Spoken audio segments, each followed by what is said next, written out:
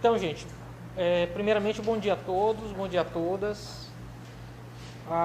Eu vou aproveitar a coletiva para a gente também poder falar um pouquinho, não só do combate à Covid, das medidas que a gente vai tomar, mas iniciar falando de vacinação, já que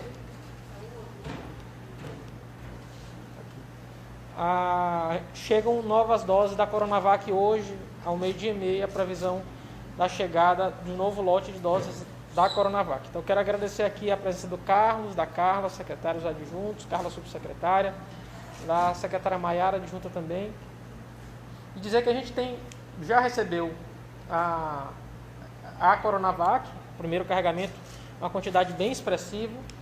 A segunda dose, ela vai se dar entre o 14º e o 28º dia. Isso quer dizer que na semana que vem a gente já inicia a entrega da segunda dose da Coronavac. A primeira dose ela foi entregue, a segunda dose ela foi retida pelo Estado, tá? Seguindo a orientação do Ministério para fazer a entrega aos pacientes. Então a gente está recebendo mais em torno de 20 mil doses agora. Quantidade pequena, isso é fruto ainda das doses que foram autorizadas pela Anvisa na sexta-feira, 4.800.000, mas o Butantan só tinha 900.000 doses prontas para entrega, de modo que coube ao Maranhão nesse momento pouco mais de 900.000. As vacinas da AstraZeneca que a gente recebeu ontem, elas são um pouquinho diferentes. A segunda dose ela se dá entre o 3º e o 4º mês. E como a eficácia dela na primeira dose é maior, né, a gente vai utilizar todas as doses. Então, as 48.500 doses vão significar 48.500 pessoas imunizadas. De modo que a gente vai tentar acelerar esse processo de vacinação. Acabou de sair, há 2 minutos atrás, eu olhei o relatório do DataSUS, nós somos o 3º estado que mais vacinou até agora, apesar de todas as inconsistências do sistema do Ministério da Saúde. Tá? A gente tem uma quantidade de doses ali subestimada. Os municípios estão tendo muita dificuldade de subir o registro das pessoas que foram vacinadas, mas dos registros que tem até agora, somos o 3º estado que mais vacinou. Em relação às vacinas da AstraZeneca, por decisão de CIB é a Comissão Intergestores Bipartite, reunião do Estado com os municípios, é paritário, metade do voto é do Estado, metade do voto é dos municípios. A gente decidiu que essas vacinas da AstraZeneca continuam para profissionais de saúde da linha de frente. Na primeira dose da Coronavac era 34% dos profissionais, agora mais 27%. E, por decisão da CIB, além dos profissionais de saúde, também pacientes em diálise, pacientes oncológicos que estejam fazendo quimioterapia ou radioterapia. No caso desses pacientes, eles vão precisar de autorização médica, tá? Se o paciente estiver muito debilitado, ele não tem condição de ser vacinado. Não só essa vacina, muitas vezes qualquer vacina ele não pode tomar. E aí fica facultado aos municípios realizarem a vacinação já desses pacientes. Por quê? Porque são pacientes em estágio de debilidade, mas ao mesmo tempo pacientes que estão o tempo todo em unidade hospitalar. O paciente dialítico 2 a 3 vezes por semana, os pacientes oncológicos sempre aglomerados para fazer o tratamento, né, sempre em alguma unidade hospitalar, e aí o risco é muito grande. E como eles evoluem muito mal, sobretudo os pacientes dialíticos, a gente fez esse acerto com a CIB, no sentido de colocar esse grupo já como grupo prioritário para essa vacinação, para essas doses da AstraZeneca que chegaram. Importante também que foi deliberado em CIB que as secretarias municipais devem informar a aplicação de no mínimo 70% das doses. Eu peço a ajuda de vocês. Se houver algum problema no sistema do Ministério da Saúde, fica facultado aos municípios entrar em contato com a secretaria e entregar uma planilha simples, no Word ou no Excel, que vai permitir que a gente contabilize o número de doses informadas. Por quê? Porque não tem sentido, gente, a gente ficar com essas vacinas e não estar aplicando. O sentido é que a gente possa aplicar o mais rapidamente possível e imunizar o maior número de pessoas o mais rapidamente possível. Isso é uma garantia, inclusive, de transparência da sociedade, há muitas denúncias de pessoas furando fila. Obviamente isso cabe ao Ministério Público para que possa tomar as providências. Então, é uma garantia de controle da sociedade. Eu tenho defendido publicamente que o Ministério da Saúde possa tornar essa lista pública.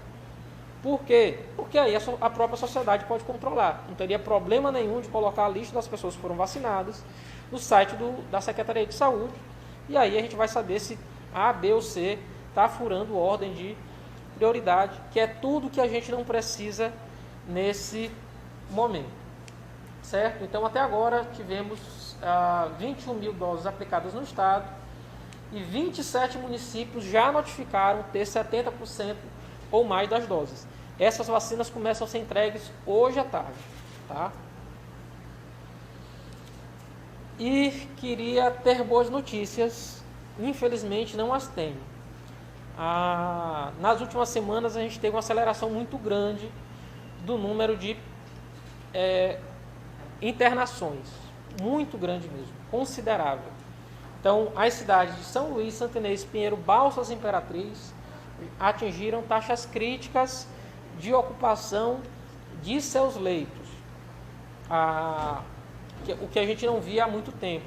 Os dados da regulação apontam que o número de leitos solicitados, seja de enfermaria, seja de UTI, remete a dados que tínhamos no mês de junho do ano passado. Então, de fato, houve um recrudescimento do número de casos. E dessa vez, tem um dado que é preocupante: o perfil dos pacientes em internação. A maior parte dos pacientes é do sexo masculino, entre 50 e 65 anos, com comorbidade, sem comorbidade, né? Estado clínico de moderado a grave, mas são ativos no mercado de trabalho e com filhos jovens. Por que esse com filhos jovens? O outro perfil é esse aqui, ó, pacientes jovens em leitos de UTI, entre 24 e 35 anos, sem nenhum tipo de comorbidade, estado clínicos graves. Hoje, mais de 10% dos leitos de UTI do Hospital Carlos Macieira estão com pacientes que não têm 35 anos de idade, em situação grave, sem comorbidade, jovens intubados. Então, são grupos em atividade de lazer, grupos que estavam em festa no final do ano, de modo que a gente vai tomar algumas providências. A primeira providência é do ponto de vista da estruturação dos serviços. Na Grande Ilha, a gente vai modificar. A rede municipal de saúde vai ficar nas unidades mistas e nas UBSs, com os casos leves, e nas nossas unidades, nas unidades do estado, a gente vai receber os casos moderados e os casos graves. Aí Genésio Rego, Raimundo Lima, Carlos Macieira, HCI e o Hospital Universitário Presidente Dutra. E isso daqui eu queria que fosse transmitido. As UPAs do Parque Vitória e do Vinhais passam a se tornar exclusivas a partir de amanhã só para Covid. Os pacientes na Parque Vitória e no Vinhais, essas duas UPAs só passarão a receber pacientes Covid. Paciente não Covid, que não é Covid, não tem suspeita de ser Covid, vão ser recebidos no Bacanga, no Araçagi e no SPA do Policlínica do Coatrac. Cidade Operária e Pasto do Lumiar, dado o volume de pessoas e a distância, vão continuar recebendo os dois tipos de pacientes. Mas pacientes com Covid em São Luís, moderado a grave, Parque Vitória e UPA do Vinhais. Isso para mudar o fluxo, a gente não ter cruzamento, a gente tentar evitar a contaminação e ter um atendimento mais rápido também desses pacientes. A mesma coisa, a gente está ampliando leitos no interior do estado. O Hospital de Viana, o Hospital de Santa Luzia do Paruá vai receber pacientes tanto de Pinheiro quanto da região de Santa Inês. A gente passou a ter a fila, que não tinha também há muito tempo, há muitas semanas, há muitos meses, perdão, a gente não tinha fila de pacientes de Covid por leito no interior do estado. A gente está ampliando leitos do Carlos Macieira e do HCI. O Macieira vai virar de novo exclusivo para a Covid-19. A gente vai pegar o Hospital do Servidor, que é anexo. A gente vai adiar até um pouquinho a abertura dele, já iria inaugurar. A gente agradece a Secretaria de Gestão e Previdência, a secretária Flávia, que é um governo só. A gente vai precisar, nesse momento, utilizar o anexo do Hospital do Servidor para casos não Covid. Então, os pacientes do Hospital Carlos Macieira, que estão fazendo tratamento no Macieira, que não são de Covid, eles vão para o Hospital do Servidor. Para vocês terem uma ideia, hoje o Hospital Carlos Macieira, ele já tem 60 leitos de UTI só para Covid-19. Durante meses, acho que desde agosto, setembro, a gente estava trabalhando só com 14 leitos de UTI lá. A gente hoje já está com 60. Né? Além disso, a gente inaugura 11 novos leitos de UTI amanhã em Imperatriz, no Hospital Macro Regional, que vão ser voltados também para a Covid-19 nesse momento. A gente inaugura no dia 1º 50 leitos no Hospital Aquiles Lisboa, lá na Vila Nova, maior que o Hospital da Mulher. Né? A gente ganha, na verdade, um novo hospital, ele tinha 18 leitos apenas, ele passa a ter 68, passa a ser um hospital grande de referência que vai nos ajudar. Ele estava no planejamento, eu dizia, desde o ano passado, e parece que bateu certo. A gente vai precisar desses leitos agora aqui, no Hospital aqui de Lisboa, dia 1º a gente inaugura, assim como a Policlínica de Açailândia, que também vai ser inaugurada no dia 1º, e vai permitir desafogar a pressão por leitos nesse momento. Além disso, a gente está suspendendo parte das cirurgias eletivas, os pacientes serão avisados, a gente está suspendendo cirurgia eletiva por 14 dias pelo menos. Essa medida pode ser prorrogada depois, então parte das cirurgias eletivas, elas vão ser suspensas nesse momento, dada a emergência da gente ter leitos reservados para a Covid-19, assim como consultas ambulatoriais. Metade das consultas ambulatoriais será suspensa nesse período para a gente diminuir a circulação de pessoas nas nossas unidades de saúde. Tudo isso para termos mais leitos para combate à Covid-19.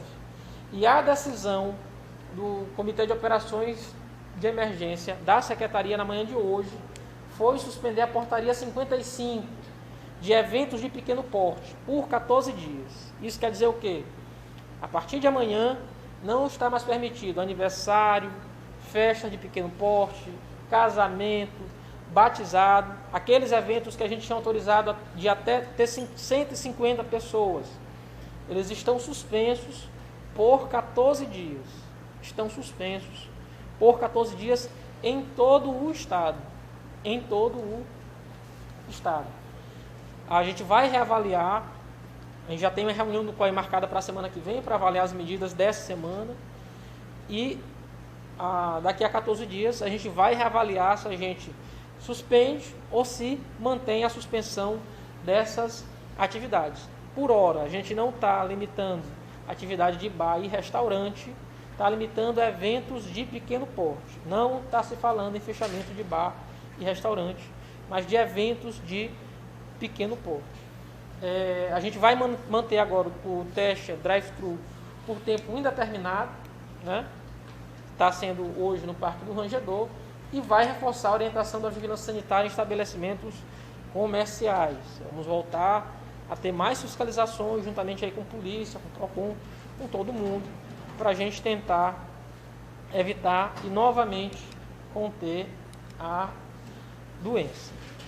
Então eram essas medidas que a gente queria poder informar, elas vão estar sendo adotadas a partir do dia de amanhã, para a sociedade estar sendo comunicada hoje. E a gente não pode, nesse momento em que a gente passa a olhar a esperança de ter a vacina, e sabendo que a gente deve passar pelo processo de vacinação o ano inteiro, a gente não pode se descuidar nesse momento. Então essa é a nossa preocupação. Se vocês olharem o que está acontecendo nos outros estados, já está uma situação muito mais grave, com alguma antecedência em relação ao Maranhão. E a gente não está afastado. Rondônia lotou 100% dos leitos de UTI no fim de semana. Tem 42 pacientes lá à espera de leitos de UTI. Pará está perto dos 100%. Ceará chegou a 93%. A Pernambuco estava batendo 90% hoje de manhã de ocupação.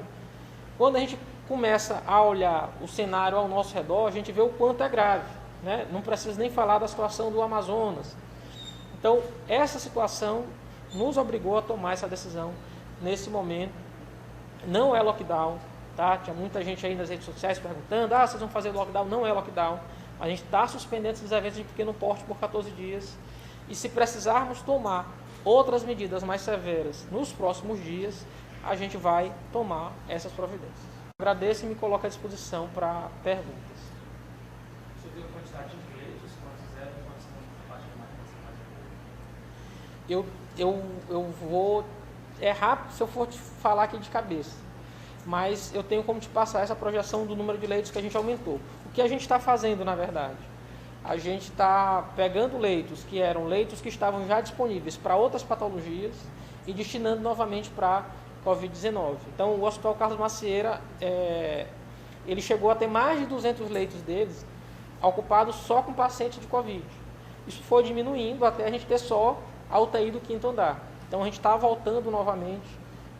Vai ser paulatino isso, não dá para ser do dia para a noite, mas a gente vai paulatinamente voltar esse número de leitos a depender do número de pacientes que a gente tiver. De expansão de leitos agora, a gente vai ter esses 11 leitos de UTI em Imperatriz no dia de amanhã, leitos novos fisicamente, e 50 leitos do Hospital Aquile Lisboa no dia 1º de fevereiro. Essa é a expansão física.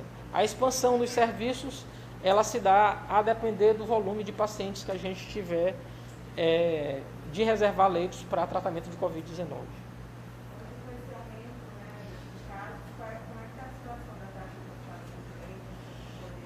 A taxa de ocupação de leitos aqui na capital, no boletim de ontem, já estava batendo mais de 80% ocupação de leitos de UTI e mais de 70% ocupação de leitos de enfermaria. A continuar nessa projeção, em poucos dias a gente vai ter aí em torno de 90% de ocupação. Por isso a gente está fazendo já, está se antecipando e fazendo essa ampliação da nossa capacidade de oferta. Agora, para dizer, em poucos dias a gente vai ter um aumento bem considerável do número de óbitos. Por quê? Porque a gente era um dos estados do Brasil com a menor taxa, né? A gente estava aí com 4, 5, 6 óbitos por dia, 7, não mais do que isso, há muitas semanas. Com o aumento de internação, é uma conta matemática que a gente faz, com o aumento de internação, com o aumento do número de pessoas em UTI, por consequência a gente vai aumentar a taxa de mortalidade. Então é muito provável que não nessa semana ainda, mas nas próximas semanas, a gente já olhe as consequências desse aumento do número de internações e do aumento do número de casos. A gente teve o Brasil que chegou a uma média de 600, hoje está em mais de 1.000 óbitos novamente por dia. É com muita tristeza que a gente diz isso, mas tem de servir como aviso para a sociedade. Se a gente não se cuidar, se a gente continuar agindo como se a doença não existisse mais, a gente vai continuar tendo um número de óbitos muito elevado em razão dessa doença. Dessa vez, de pessoas jovens, sem comorbidade, que tem ficado muito grave. Secretário, o senhor falou agora há pouco justamente o perfil dos pacientes que estão internados e foi destacado que adultos com filhos tem uma grande quantidade, tem uma grande quantidade também de jovens. Dentre os dados que foram levantados, deu para se perceber se essas pessoas estavam participando muito de atividades que estavam aglomerando pessoas, e se também há a possibilidade dessas pessoas terem até mesmo as atividades escolares, porque muitas escolas já retornaram, mesmo com as medidas é possível o contágio. Teve esse levantamento? A gente está sofrendo o impacto ainda das festas de final de ano. A grande contaminação se deu nas festas de final de ano, infelizmente, porque é um movimento que une toda a sociedade. A gente falava muito de eleição, disso ou daquilo, mas é um percentual muito pequeno das pessoas que se envolvem com esse tipo de atividade. No caso do Natal e do Ano Novo, é algo que une todas as famílias, ou praticamente 100% das famílias. Então a gente tinha um receio, o aumento não foi no Maranhão, nem no Brasil, foi no mundo inteiro. O número de casos aumentou devido às festas de final de ano. O ambiente escolar, por incrível que pareça, e esse estudante já tem, é um ambiente muito seguro, porque não diferente de bar e de restaurante, onde a primeira coisa que faz ao sentar na mesa é tirar a máscara, na escola a gente fica de máscara. A gente não é um ambiente de contaminação. Pelo contrário, o número de casos tem sido bem pequeno. E muitas vezes os casos são de pessoas que adoeceram não na escola, mas fora do ambiente escolar. E acabaram indo para a escola doentes. Então o ambiente escolar é um ambiente muito seguro. Pelo contrário. Infelizmente o que causa mesmo, o que o vírus precisa para se disseminar é pessoas perto uma das outras e não utilizar máscara. O uso de máscara baixou consideravelmente. E como a circulação de pessoas aumentou para níveis anteriores à pandemia, isso é conta matemática. A gente sabia que ia acabar aumentando o número de casos, porque aqui não existe nenhuma imunidade natural à doença. Isso não existe. O que existe é a gente continuar se precavendo para poder evitar. O sistema drive-thru, o senhor falou agora há pouco também, está ali por tempo indeterminado, só que ele está apenas para idosos e gestantes. Vai abrir o leque ou continua esse grupo prioritário? A ideia é a gente continuar ainda para idosos e gestantes e para a sociedade que quiser, está com suspeita, fazer isso nas nossas unidades de referência. Tá? A gente, inclusive, está fazendo compra de outro tipo de teste, que é teste de antígeno, para acelerar o fluxo desses pacientes. Né? O teste de antígeno ele não substitui o PCR, mas ele verifica a presença do vírus ativo. Diferente desse teste rápido que a gente tem, em geral verifica a presença de anticorpos. Então eu já vou estar na segunda semana. Na primeira semana o teste rápido não pega. Ele vai pegar na segunda janela. O teste de antígeno ele pega já nos primeiros dias da doença. Pacientes oncológicos hoje estão em tratamento domiciliar terão direito à vacina ou só aqueles em tratamento hospitalar? Não, todos têm direito à vacina, desde que estejam fazendo quimioterapia, ou fazendo radioterapia, e com recomendação com laudo médico. Né? Então, eventualmente, o paciente oncológico, ele em tese está curado, ele está esperando a consulta para ele daqui a um ano, ele não está mais fazendo quimio nem rádio. Não, esse não. São aqueles pacientes oncológicos ativos, que têm de ficar indo permanentemente para o hospital.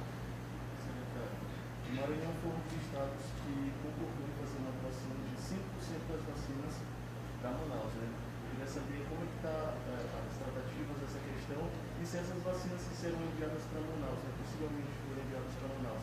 Não farão falta aqui no estado e não interferirão no plano municipal, estadual de vacinação e nas prefeituras dos municípios. Então, vê assim, não foi que o Maranhão foi um dos estados. Todos os estados concordaram. Todos os estados doaram 5% das suas doses para que Manaus pudesse imunizar os idosos. Por que isso? Porque a situação de Manaus talvez seja a mais crítica de todos os estados. Então, você viu que a gente recebeu pacientes aqui. Outros estados também receberam. Só que isso tem um limite. Eu falava no fim de semana com o secretário de lá, eles ainda têm 400 pacientes esperando leito. Então, a gente não vai conseguir transferir esse tanto de gente. A gente não vai conseguir transferir esse número de pessoas. Então, o que a gente fez? Todos os estados concordaram, doaram 5% de suas doses, a gente vai imunizar lá a população idosa. Toda a população idosa acima de 75 vai ser imunizada em Manaus. Com isso, a gente tenta conter a mortalidade lá naquela região. Isso ajuda não só Manaus, ajuda o Brasil todo. Então, agora sim, não dá tempo da gente fazer essa conta do número de doses. Seriam, acredito, umas 2.000 doses aqui. Não é o que vai fazer diferença. A vacinação é uma estratégia coletiva. Nesse momento, todos os estados acharam por bem fazer essa ajuda quase humanitária lá com o que está acontecendo. Rondônia entrou em colapso em razão da chegada de pacientes de Manaus também, que não estão indo nem por vias normais. Estão chegando lá de barco e de carro atrás de algum tipo de atendimento. Só que a rede hospitalar de Rondônia também é pequena, acabou não comportando e entrou em colapso. Para que isso não aconteça para outros estados, já há relatos de gente pegando avião de Manaus e indo para outros estados da federação com receio do que está acontecendo lá. A melhor estratégia para todo mundo é que a gente consiga conter a doença lá em Manaus mesmo. Mas o plano de sair não, mesmo que essas doses estão indo para lá. Não, o plano não se modifica. As 48.500 doses, elas vêm para cá. Esses 5% já saíram direto do Ministério para lá. Secretário, no final de semana mesmo eu tive uma padaria e uma casa que vende chuçara e eu quase me senti constrangido por ser a única pessoa que estava de máscara. E bem ali tem reforço da orientação da vigilância sanitária. Como é que vai se dar esse reforço para que as pessoas respeitem as orientações? A gente vai voltar ao plano inicial. A gente tinha 10 equipes por dia, 5 de manhã, 5 à tarde, juntamente com bombeiro, com vigilância, com polícia. A gente vai ter que voltar a fazer esse tipo de fiscalização e autuar novamente os estabelecimentos. Algo simples que também não tem sido cumprido é o limite do número de mesas. A gente limita a 6 pessoas nas mesas de restaurantes, exatamente para não ter a junção de agrupamentos familiares que não convivem. Não tem problema você estar na mesa com quem você convive em casa. O problema é você começar a sentar com pessoas com quem você não convive, você não está sabendo se tem alguém doente. Isso não tem sido observado pelos restaurantes e bares, e a gente vai pedir, nesse sentido, exatamente a ajuda dos bares e restaurantes. A ideia não é fechar ninguém, não é quebrar negócio de ninguém, é de fato conter a doença. Não tem jeito, o único jeito para a gente ter bons resultados econômicos é controlando a doença. Não tem saída para isso, não tem saída senão o controle da doença.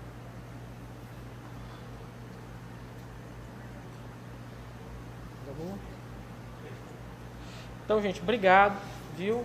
E bom dia a todos. E vamos esperar que nas próximas coletivas eu tenha boas notícias para vocês, tá? E não notícias como essa. A gente não queria, mas está sendo obrigado a tomar essa providência nesse momento.